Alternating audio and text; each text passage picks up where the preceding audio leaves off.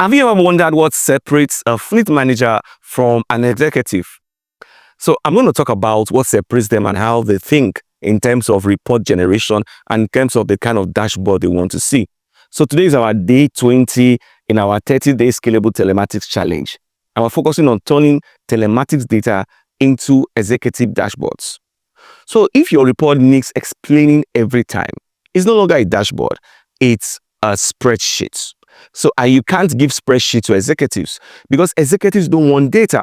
They want to make decisions. And your role as a fleet manager is to enhance their process of making decisions. They don't want to see every trip on a spreadsheet. They want to see performance.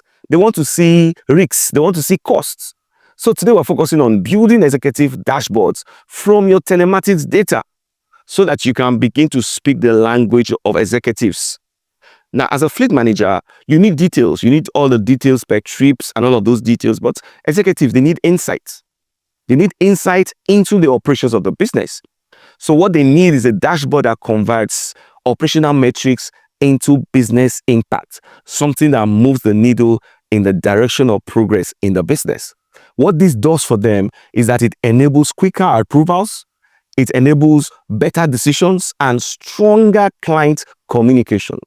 So the big question is, what do executives actually care about? Let me mention them to you quickly. They care about SLA compliance, on-time delivery versus the promise. It's key for them. They want to see it at a glance. They care about cost per kilometer, or would you rather call it cost per trip. They care about vehicle utilization in terms of active vehicles in their operations versus inactive vehicles in their operations. They care about fuel loss or theft risk score. Then they care about driver performance index.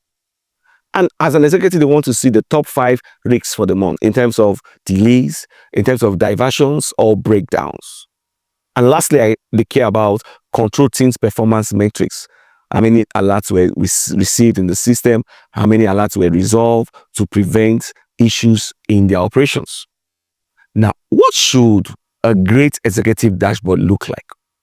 Simple, one screen with 5 to 7 widgets, max, just one.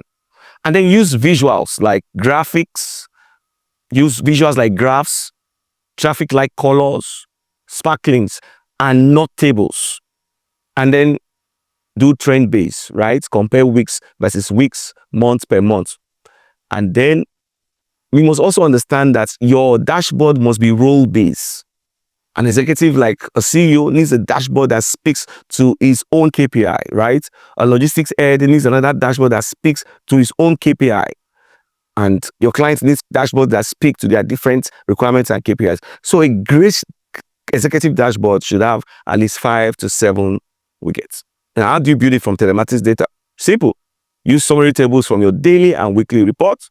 If possible, connect to live data and so that it auto-populates into your Excel feeds or into your Power BI, right? And then, this is key.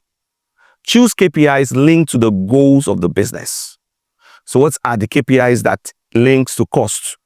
What are the KPIs that links to service levels or to asset health check?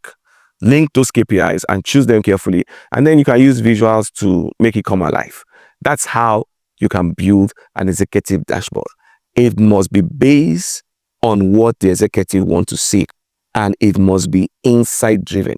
So let me end with this. If your dashboard can't explain your value in 2 minutes, it is not executive ready.